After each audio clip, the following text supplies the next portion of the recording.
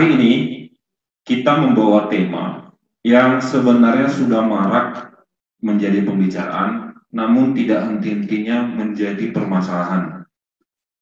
Apalagi buat adik-adik yang saat ini memulai semua aktivitasnya, terutama di bidang akademik, dengan belajar di rumah.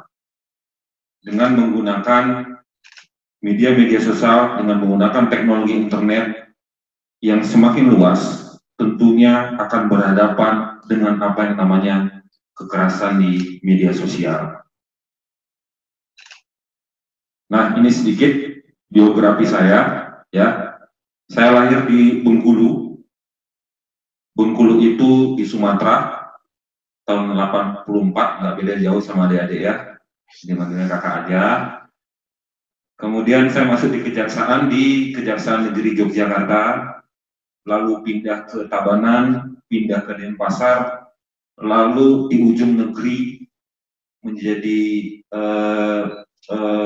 anak penjaga negeri batas negara Kejaksaan Negeri Merauke, ya. Adik-adik pasti sudah sering dengar lagu Sabang sampai Merauke ataupun lagu produk mie instan Indomie. Nah, itulah.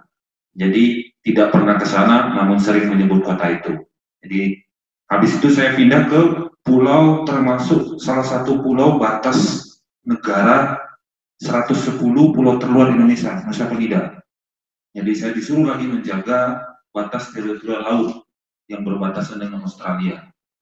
Nah, kemudian baru tahun 2019 saya pindah di Kejaksaan Tinggi Bali. Dari 2019-2020 menjalani sekali mutasi dari Kepala Seksi Sosial Budaya menjadi Kepala Seksi Penerangan Hukum. Nah, itu sedikit biodata saya. Nah, saya punya gambar yang menarik buat teman-teman. Nah, saya akan mulai dari kemajuan teknologi. Saya mengambil, ini pasti sesuatu gambar, sesuatu logo yang sudah sering teman-teman lihat, yaitu logo roti Kongguan. Ya, ini saya kasih sejarahnya sedikit, roti Kongguan itu seperti apa. Roti Kongguan itu kurang lebih itu sekitar tahun 1947. Ya, 1947 dengan gambar seperti ini. Ada dua orang anak dan satu orang ibu sedang menikmati sarapan. Pertanyaan, bapaknya di mana? Bapaknya lah yang memfoto mereka. Jadi jangan jadi kemudian menjadi pertanyaan nanti di saya, bapaknya mana Pak untuk gambar itu? Kita jawab langsung, bapaknya lah yang memfoto mereka. Lalu saya kasih sejarahnya. Tahun 73 handphone itu ditemukan oleh salah seorang pegawai Motorola. Kenapa kemudian saya menghubungkan ini? Karena saya ingin menunjukkan gambar apa yang terjadi dengan roti Kongguan. Nah, kita bisa lihat bagaimana sejak dikenalnya handphone sampai dengan sekarang, gambar roti Kongguan itu ditambahi dengan masing-masing mereka sarapan sambil memegang handphone masing-masing. Ya, dan ini adalah sesuatu yang sebenarnya tanpa kita sadari ini terjadi pada kita. Makan, sarapan, kumpul dengan keluarga. Kita tetap beraktivitas dengan pola seperti ini. Tahun 47 handphone belum ada. Tahun 73 handphone ada sampai dengan sekarang. Gambarnya seperti ini. Ini yang ingin saya gambarkan bahwa handphone itu begitu ada dalam sekitar kehidupan kita. Saking adanya saya punya gambar lagi. Bisa di next. Nah, nih, saya punya gambar yang pertama, yaitu seorang bayi. Yang di tingkat bayi saja, ini menggambarkan bahwa yang namanya teknologi, terutama internet itu sudah sangat sekarang membudaya di antara kita, tidak melihat dari sisi usia. Ini saya gambarkan bayi. Mungkin kenyataannya ini bayi juga nggak ngerti, tapi yang ingin saya gambarkan bahwa dari usia dini pun, kita sudah dikenalkan dengan dunia yang luas dari internet. Tahun 2020, 60% populasi masyarakat dunia sudah menggunakan internet. Jadi 60% sudah menggunakan internet. Sampai di angka 4,5 miliar. Lalu di sisi kanan, saya punya data Indonesia. Untuk tahun 2020 itu sampai dengan juga di angka 60%. Jadi internet bukan lagi menjadi teknologi bukan lagi menjadi sebuah kebutuhan yang khusus untuk masyarakat menengah ke atas, namun semua lapisan, 60% masyarakat sekarang sudah melek akan adanya internet. Nah, saya berikan gambar di situ seorang bayi yang kaget, karena seperti itulah masyarakat Indonesia menikmati teknologi. Kaget. Ya, jadi gambar ini bayi, dia kaget melihat sesuatu, seperti itulah yang ingin saya gambarkan bahwa masyarakat Indonesia itu kemudian dengan adanya teknologi ini kaget terlebih dahulu. Nah, belum dipahami terlebih dahulu, akhirnya nanti banyak ada hal yang belum diketahui tentang teknologi internet sendiri, terutama yang akan kita bahas tentang kekerasan di media sosial. Teknologi kemudian ini membuka komunikasi dari yang awalnya itu terbatas pada satu regional, itu meluas menjadi lebih universal. Dan sosial media adalah salah satu media yang digunakan oleh internet untuk kita menjangkau yang lebih luas daripada komunikasi kita sehari-hari. Dan saya punya 7 data, 7 urutan sosial media yang terpopuler di Indonesia.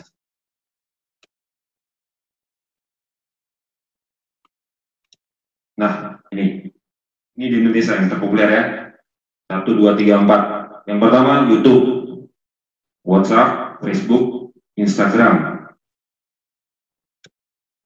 Kemudian ada TikTok, ada Line, ada Twitter. Ini 7 media sosial yang terpopuler di Indonesia. Saya termasuk orang yang minimalis di sini.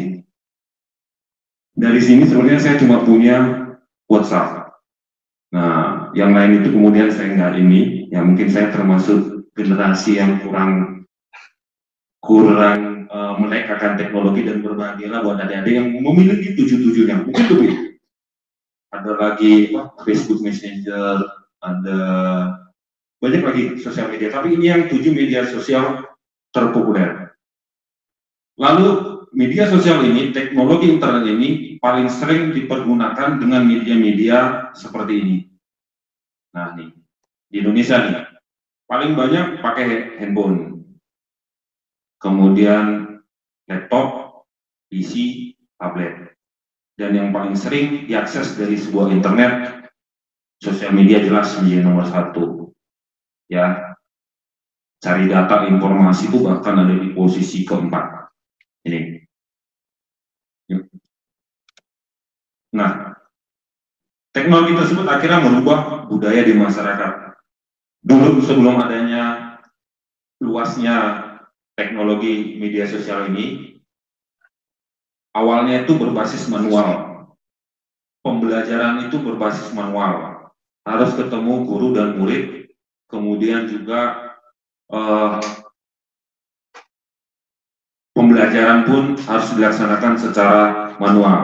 Tapi sejak adanya teknologi ini, semuanya bisa berbasis elektronik. Apalagi model zaman pandemik seperti ini, malah belajar itu di rumah dengan menikmati layanan-layanan internet untuk pembelajaran seperti Zoom atau Webex atau yang lainnya. Nah, ini salah satu kemajuan yang kita nikmati. Kemudian, dulu orang harus berjumpa langsung. Dulu, sebelum ada ini, kita harus berjumpa langsung. Ingin ketemu dengan siapapun, saya rindu dengan paman saya harus bertemu langsung, terbang ke Bengkulu untuk bertemu langsung. Ya, tapi dengan adanya kemajuan, sudah ada WA, bisa video call. Akhirnya, saya bisa bertemu dengan paman saya, kita bisa bertemu, berjumpa, walaupun secara tidak langsung, tapi kita bisa mengetahui, melihat sendiri wajah atau orang yang kita ingin jumpai. Dulu pasar itu harus tetap muka, harus ada transaksi secara langsung penyerahan uang atau enggak barter. Tapi sekarang itu kemudian sudah dikembangkan dengan adanya kemajuan internet, terjadi yang namanya belanja online, dan ini sudah marak pastinya itu dilakukan oleh teman-teman sendiri. Ya, mau beli makanan saja karena malas keluar, akhirnya menggunakan layanan belanja online. Nah, itulah perubahan budaya di masyarakat. Dan pada intinya menghasilkan kekuatan dari internet sendiri. Ya, nih, yaitu mendekatkan yang jauh. Ini gambar-gambar yang saya ingin tunjukkan bagaimana, terutama dengan layanan video call, serasa yang jauh dengan adanya internet ini sudah didekatkan. Ya, ada 3 gambar nih, termasuk yang kita lakukan sekarang. Kami tidak dapat bertemu dengan SMA 7, teman-teman SMA 7, Pak Agung ini juga nggak bisa bertemu dengan adik-adik alumninya, namun kemudian dengan kondisi seperti ini, kita serasa yang rasanya jauh, kemudian didekatkan dengan layanan internet ini karena kita bisa kira berkomunikasi. Yuk. Namun internet bawa kelemahan. Nah, ini lihat. Selain gambar tadi yang saya ingin tunjukkan, dulu sebelum handphone, keceriaan sarapan itu begitu ceria dan jelas di antara mereka. Kalau foto kongguan sekarang, saya tidak dapat memastikan bahwa mereka ceria karena di antara mereka sendiri. Bisa saja karena melihat apa yang ada di handphonenya, bisa karena video call, tapi yang jelas akhirnya menjauhkan yang dekat. Foto kanan bisa terlihat, begitu dekat posisi mereka duduk, seorang sahabat mungkin, ya, laki-laki, sahabat laki-laki di tengah, tapi coba lihat, mereka tanpa ada komunikasi, akhirnya mereka sibuk dengan masing-masing aktivitas mereka, akhirnya yang dekat dijauhkan. Bahkan yang gambar yang paling bawah, yang paling kanan, saya ingin menunjukkan sebuah keluarga lengkap. Saking sibuknya, ini sebenarnya gambar anjingnya ini adalah anjingnya ini pun megang tablet. Ya, jadi saking mereka punya kesibukan sendiri, mereka saling tidak menyadari bahwa anjingnya sendiri sudah sekarang megang tablet. Ya, akhirnya balik lagi yang dekat dijauhkan. Nah, lalu bagaimana penggambaran dengan dunia nyata? Prinsip seperti ini, prinsip umumnya. Kalau baik dunia nyata, maka di dunia maya pasti baik. Kalau berpola suka mencari hal yang baik dalam kehidupan sehari-hari, maka kemudian ketika dihadapkan dengan dunia maya, hal yang baik juga akan dicari. Ketika dia dalam kehidupan sehari-harinya berkreativitas dengan hal yang menunjang, maka dia akan kreatif di internet. Dia akan menggunakan semua layanan di internet itu dengan kreatif. Dia install segala aplikasi yang memudahkan dia untuk drawing, untuk menggambar. Dia gunakan itu semua karena dia baik di dunia nyata. Namun apabila dia jelek di dunia nyata, perilakunya tidak baik, itu akan berbanding lurus dengan di dunia maya pun dia akan tidak baik. Contoh, misalkan suka mengintimidasi mereka yang lemah, ya, maka kurang lebih ketika dihadapkan dengan dunia internet akan seperti itu. Dia akan berpola. Yang kelihatan saja dia berani, apalagi dunia yang tidak kelihatan. Ketika dia perilakunya yaitu suka menyebarkan informasi yang tidak baik atau tidak benar, suka ngibul, maka di dunia maya kurang lebih akan seperti itu juga, terbiasa terpola. Ya, ini satu hal rumus yang teman-teman harus pahami. Ini bukan yang lulus. Nah, ini yang saya sebut kemudian kita mulai masuk ke bahaya tersembunyinya. Ya, ada 5 bahaya tersembunyi dari internet. Yang paling besar itu cyberbullying, harassment, itu yang menjadi pokok pembicaraan kita. Ada cyber fraud, yaitu melakukan penipuan dengan internet. Misalkan menyebarkan informasi tentang adanya hadiah melalui internet, yaitu cyber fraud. Itu juga termasuk di situ, di dalamnya ada hoax. Lalu porn, yaitu pornografi. Di internet itu menyajikan juga bahaya tersembunyi berupa pornografi. Lalu ada perjudian juga, ada cyber gambling, ya. Di situ ada lain-lainan, bahkan bukan hanya layanan perjudian ala Texas, tapi saya juga belum lama tahu ternyata kajian pun ada di cyber gambling, perjudian adu ayam, ya. Lalu cyber stalking juga. Cyber stalking ini lebih mengarah kepada tujuannya melalui cyber dia akan melakukan penculikan. Jadi ada orang yang diburu, diajak ketemu, kemudian tujuannya utamanya itu ingin melakukan penculikan. Nah, kita masuk ke cyberbullying. Ini gambar yang ingin saya tunjukkan bahwa ini ada seorang anak ya yang dalam kondisi menangis di depan laptopnya, namun dia menikmati semua kata-kata yang ada di sekitarnya. Ya, di sekitar dia ini kurang lebih banyak kata-kata yang akhirnya membuat dia nangis. Nah, sampai kita lanjutin, saya mau ingat. Hari ini, kegiatan safari jasa masuk sekolah ini, kita membawa pemotivasi buat teman-teman. Jadi, dari awal tadi sampai dengan nanti saya terakhir, akan ada 3 pertanyaan dari saya, 2 dari saya, dan 1 dari Bapak BNI.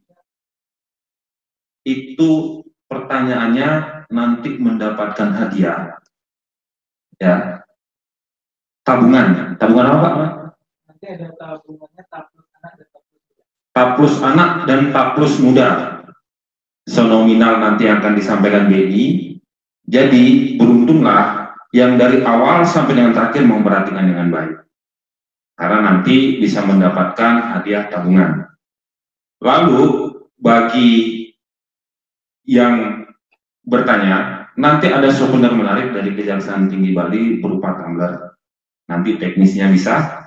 Lalu kemudian yang kepada yang lainnya, nanti ada juga merchandise. Jadi yang belum beruntung, nanti dari BNI itu akan memberikan merchandise menarik dari Bank BNI. Jadi, kenapa dari tengah saya baru bilang, biar teman-teman yang dari awal bersyukurlah menikmati dengan baik penjelasan saya. Nanti ada 2 pertanyaan yang sudah disiapkan buat teman-teman. Nah, kita lanjut, nanti dari BNI ada waktu untuk menjelaskan. Kita lanjut. Nah, apa sih sebenarnya cyberbullying itu?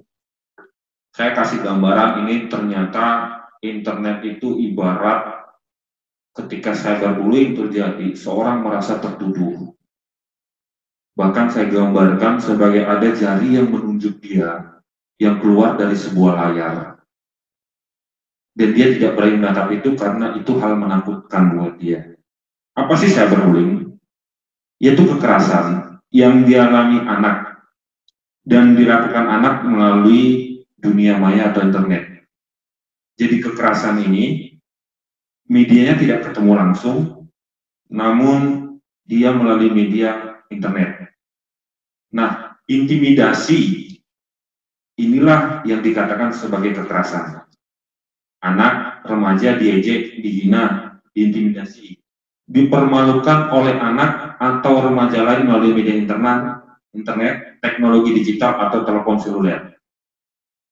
Jadi cyberbullying ini berbeda dengan kekerasan tradisional pada umumnya. Kalau kekerasan tradisional pada umumnya yaitu harus bertatap muka kemudian terjadi luka. Nah, cyberbullying itu unik. Kekerasannya itu tidak terlihat, tidak berupa luka berupa fisik. Ya. Bentuknya pun tidak harus dengan fisik, namun cukup melalui ejekan, hinaan, kemudian menimbulkan luka atau kekerasan atau rasa sakit di dalam orang yang tertuduh tersebut dengan menggunakan media internet, teknologi digital atau telepon seluler. Nah, cyberbullying disebut dengan cyberbullying apabila pelaku atau korban itu anak. Jadi kan kita sering nyebut nih, kena bully nih, kena bully di internet gini-gini nih, ya. Nah, ketika pelaku atau anak salah satunya bukan orang anak, namanya bukan cyberbullying, tapi cyber harassment. Ya. Jadi cyberbullying itu hanya untuk pelaku dan korban harus anak. Ya.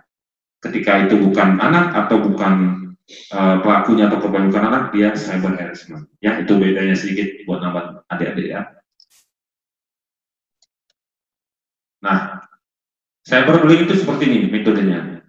Dikasih pesan ancaman. Mungkin suatu waktu teman-teman ada foto yang sangat memalukan, misalkan dulu di Tempo dulu nih, pas foto lagi makan yang nggak rapi atau kelihatan belepotan. Nah itu kemudian diunggah foto itu tersebut, tujuannya ingin memalukan. Lalu dibuat situs web yang tujuannya untuk menyebar fitnah tentang seseorang. Lalu oleh korbannya, bahkan kadang-kadang mengarah kepada sara, suku, agama, ras, ya mungkin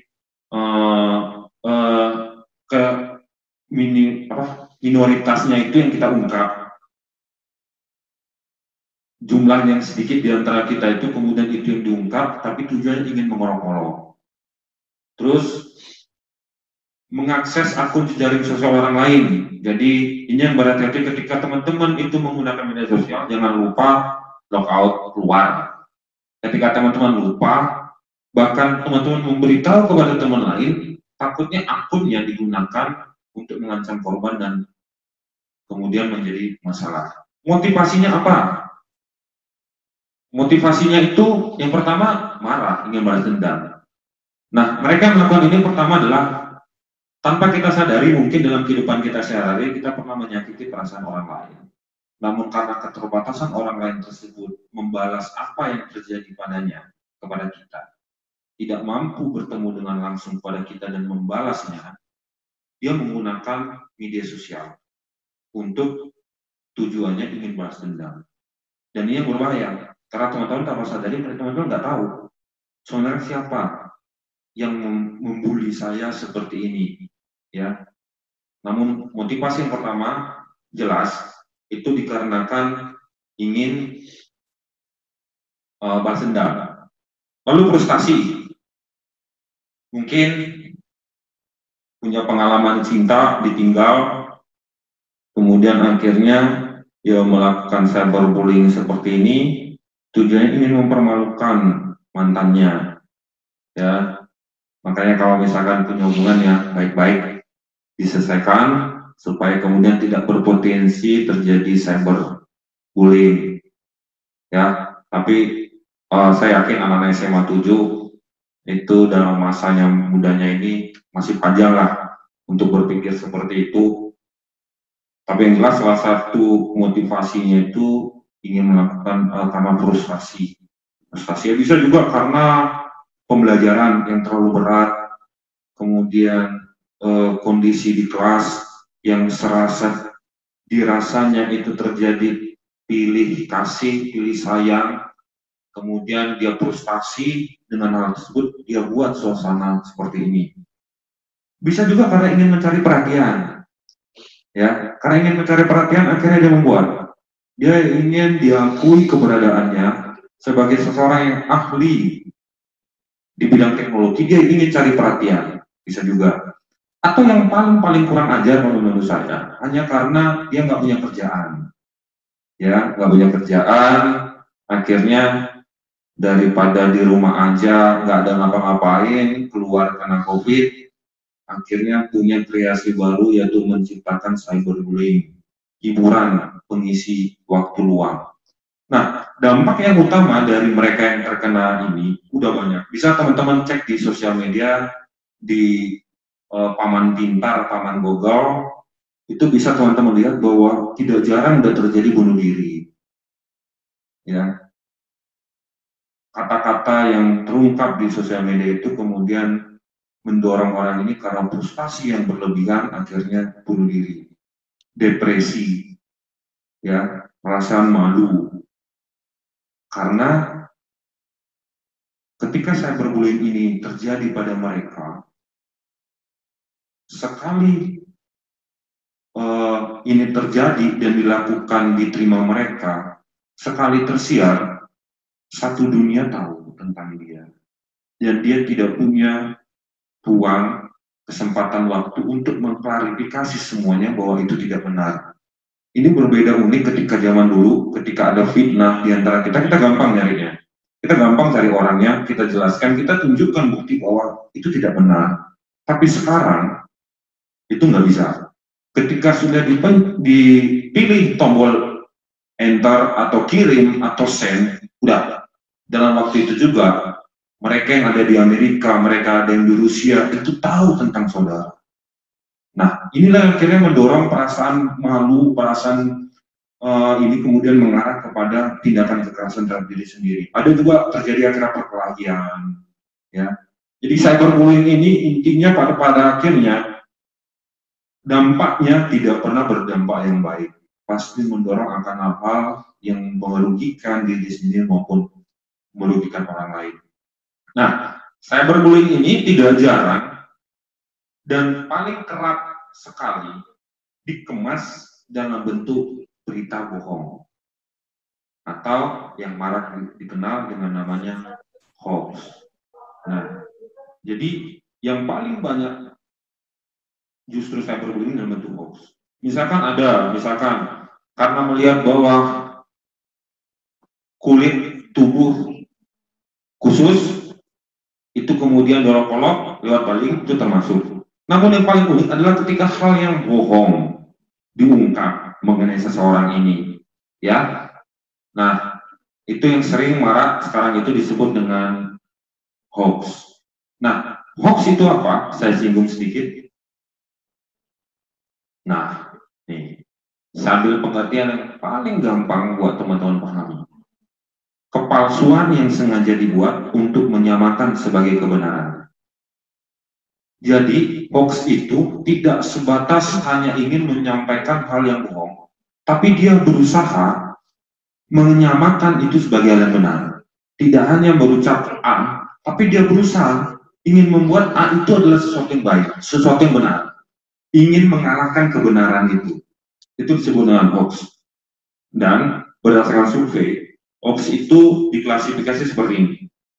Berita bohong yang disengaja, berita yang menghasut, berita yang tidak akurat, berita lamaran, berita yang menyudutkan. Dan ini juga termasuk dalam kategori cyberbullying tadi, berita yang menyudutkan, berita yang menghasut. Nah, saya tunjukkan salah satu contoh hoax yang terjadi. Lalu seperti apa sih? Saya kasih clue ke teman-teman. Gimana sih untuk mengantisipasi hoax itu? Bagaimana filterannya? Ya, ini sumbernya dari Diskominfo. Ya, yang paling gampang itu sebenarnya dengan moto saring dulu baru sharing. Jadi kalau menerima informasi, saringlah terlebih dahulu. Saringnya dengan cara apa? Bisa cek dengan media sosial. Teman-teman ingat, pada waktu almarhum Wakil Presiden B.J. Habibie, suatu waktu dia disebarkan informasi bahwa almarhum sudah meninggal, padahal belum. Baru 2-3 harinya nyatakan meninggal. Itu salah satu hoax yang entah apa maksudnya. Nah, ketika teman-teman langsung men-sharekan itu yang kemudian berpotensi hoax ini semakin banyak. Akhirnya itu, karena banyak orang menyebarkan hal seperti itu, dia menyamakan dirinya dengan kebenaran. Ya, ceklah dengan media lain, gunakan flash check-in, coba situs notes.com, flashchecking.org, coba lihat klik kontak dan about-nya, lalu coba lihat siapa penulisnya. Misalkan penulisnya, coba searching dia. Capek ya, memang kadang-kadang kita harus men-sharing, tapi itu penting ketika hal seperti itu dirasa teman-teman meragukan. Terutama pemberitaan hoax itu akan memacu kita ingin membuat kita marah. Misalkan, contoh, tiba-tiba ada sebuah kejadian di pura di Pulau Bali ini, kemudian begitu diekspos begitu besar, marah. Nah, saran saya, coba saring dulu. Betulkah informasi atau jangan-jangan foto yang diedit yang disebarkan? Nah, jadi ini adalah langkah-langkah pada teman-teman untuk mendeteksi terjadinya hoax. Ya, Yuk. Nah, bagaimana sih hukum berbicara mengenai hoax dan fitnah ini? Saya kasih gambar nih, ada orang terpenjara. Dengan harapan teman-teman bisa kemudian tanpa perlu inikan, tapi tetap teman-teman bisa ini.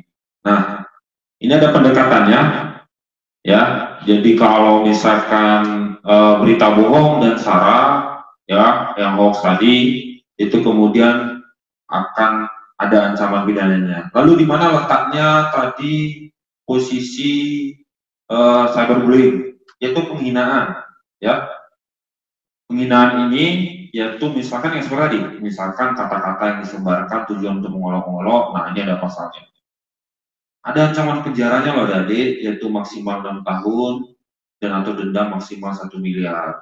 Nah, ini perlu kita kenalkan dengan harapan teman-teman itu kemudian bisa kemudian kenali hukumnya, jauhkan ini. Jangan karena keisengan kreativitas dari teman-teman kemudian ini membuat teman-teman akhirnya harus berhadapan dengan hukum, ya. Lalu sebagai penutup dengan saya, ini ada sedikit. Nah, tuh udah ada warning nih dari saya dari Kejaksaan Tinggi Bali.